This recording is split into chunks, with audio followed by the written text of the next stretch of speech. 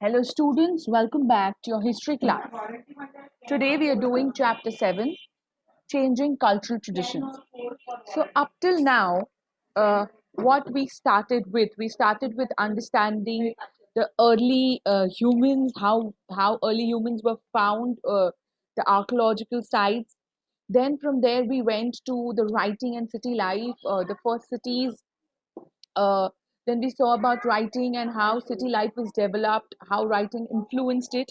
Then we saw the first empires. We saw uh, the Roman Empire that was across three continents. Then we saw the Islamic lands. We saw the Islam, how Islam was spread, and we saw the two parts of Europe. Okay, in the west part we saw the Roman Empire, in the east part we saw the Islam empire. And then later on we learned the next chapter, later on we moved on to feudalism and how feudalism developed in Europe. And we also saw how feudalism was you know the fall of feudalism. So now we'll talk about what happened after this. Okay, so for this now we are talking about the time from 14th century to the end of the 17th century. Okay, over here there were many towns that were growing in many countries of Europe, and a distinct urban culture was developed. Now town people started to think that they were more civilized than the rural people. This was the new culture that was developing. And towns, that especially Florence, Venice and Rome, they became the centers of art and learning. Now the artists and writers, they were patronized by rich and the aristocrats. So they started enjoying this. And the invention of printing, at that time it made books available. Printing was introduced, printing was invented, and many people could now read literature uh, and information, because printing meant faster than handwritten work. A sense of history started to develop in Europe, and people contrasted their modern world with the ancient world. So now they started to create differences. They could see the contrast between the ancient world that was of the Rome and the Greeks, and the modern world, the one where they were living. This is their thinking. This is the thinking of the people of that time. Of course, if you look at us, we are thinking we are living in more modern times, and that is the ancient world. So as historians, you must understand that history changes its perspectives. Okay, so we are talking of the perspective of the historians of the 19th century out here. Now religion started to be seen as something that every individual should keep from themselves. And the church in those days, it had a earth centric belief. I am very sure you must have heard of this before. If not, there was a belief by the church. It's there in many of Dan Brown books, if you've read. There was a very strong belief of the earth, church, that earth is at the center of the universe. And every people, like most of the people, would believe this.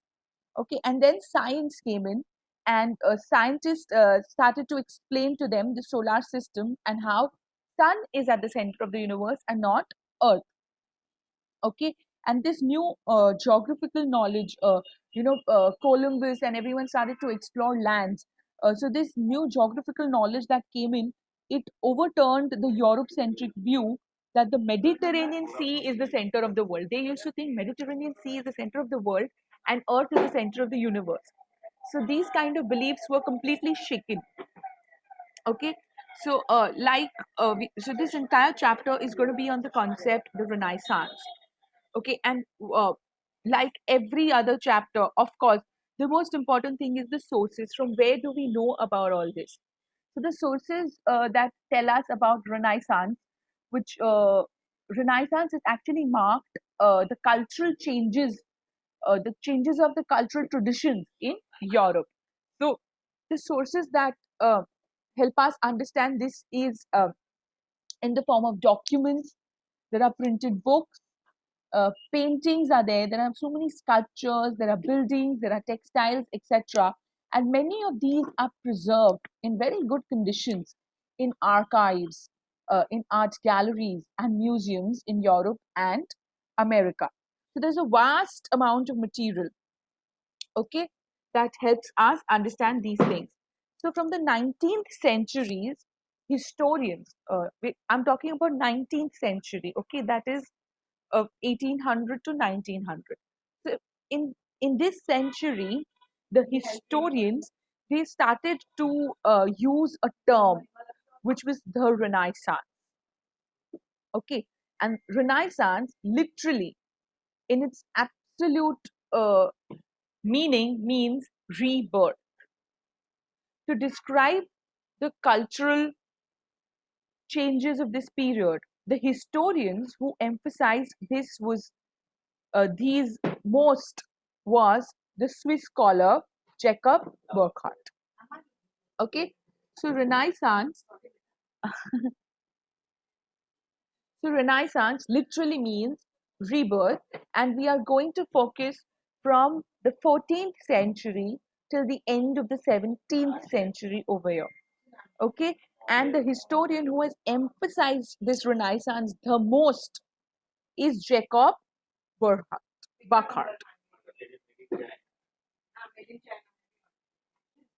So, what was this Renaissance? Now, this Renaissance was a period after the Middle Ages, and it marked the start of the modern world.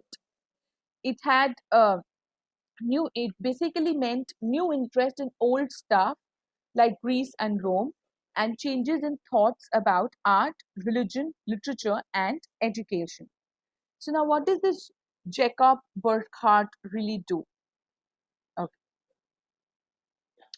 So, where did Renaissance start? It began in Italy, and later on, it started to spread to Germany and England. Okay, this is a map. This map is even a part of this map is given in your textbooks on page 153. Again, you must know so many things in this map. It is the Italian states, and you must know this because this will come in your exam. All right. Okay. So the Renaissance means rebirth, and Italian Renaissance means rebirth of the ancient Greek and Roman worlds. Now, we'll talk about Jacob Burckhardt here. He was a Swiss scholar from the University of Basel of Switzerland, and for him, politics was not the only concern of history writing. So up till then, history meant only the political things that used to happen, like which king went, which king came, what did the king do. That's it. That was all. It means basically about the nobilists, the main people, the aristocrats, the politicians, the ones who run the country, the administration. So when you write about this, you're writing about history was the thought process of the people at that time. But what did Jacob Burckhardt say? He said that he wrote a book, The Civilization of Renaissance in Italy. And in this, he wrote about the literature, the architecture, painting, and how new humanist culture is flowing in the Italian towns from 14th century to 17th century. Okay, so he was a student of the German historian Leopold von Ranke. Jacob Burckhardt was a student of Leopold von Ranke, who was a German historian, and Ranke had taught Jacob that primary concern of the historian was to write about the states and politics using papers and files of government departments. Now, Burckhardt, he was so unhappy, he was so not aligned, he was so not accepting this thought. So he said that, this means we have very limited goals. And, I'm not, he was not someone who would be dictated. So for him, politics was not the be all and end all in history writing. And he realized and he said that history was more about, it was more concerned about the culture than the politics. And so he wrote the book, The Civilization of Renaissance in Italy in 1860. This date is important, in which he called the reader's attention to literature, architecture, and painting, just to tell the story of how a new humanist culture was flowing in the Italian towns from the 14th to 17th century. This culture, this new culture that was flowing, was characterized by the new belief. Remember, I told you about the new belief in the beginning. It was a new belief that man was capable of making his own decisions and developing his own skills. That means a man was modern in contrast to the medieval man whose thinking was controlled by the churches. Okay, so what basically happened is he was saying that there was a medieval man whose thinking was controlled by the church, that and whatever the church said was true and accepted. For example, if the church said that Mediterranean Sea is in the middle of the world, people would accept it. That was a medieval man. The church said that Earth is in the center of the universe. People believed it. So this was all. Both of these examples were the ones that the medieval man would blindly accept, follow, and believe. But now, according to Jacob, a new uh, a new wave was there in the Italian town. A new flow of culture was there in the Italian town, where people started to think by themselves. They started to make their own decisions, and they realized that they don't need to accept everything a church tells them. This was the modern man. Okay, so uh, what changes occurred in Europe between the 14th century and 17th century? Now, in Europe, in the 14th century, up till the end of 17th century, lots of towns started to grow in different countries with distinctive urban culture. Okay, the people of the people of towns started to think that they were more civilized than the people of villages. Okay, many towns developed as centers of art and education, such as Florence, Venice, Rome, and Italy. The rich and the aristocratic class, they begin to patronize the artists and the writer. That means artists and writers were now patronized. That means they started to appreciate it. That means there will be a rise in these kind of people. The invention of printing press made books and other printed material easily available. A new sense of history was developed in Europe, and people divided history as medieval and modern. The developments in science and geography, they broke all traditional notions of church, like Earth was the center of solar system or Mediterranean Sea was the center of the world. All these notions were broken. Okay, now we'll talk about the factors that led to the revival of the Italian cities. Now, after the fall of the Western Roman Empire, we know that the Western Roman Empire fell. After this, what happened was many towns that had been political and cultural centers in Italy, they all were ruined, and there was no unified government.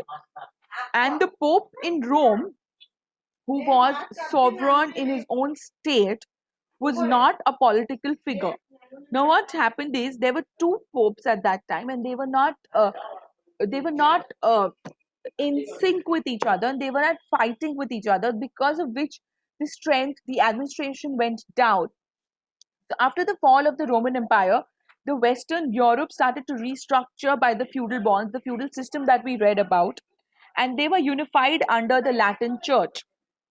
Okay, and what happened in the Eastern Europe? Now remember, Western Europe was the Roman.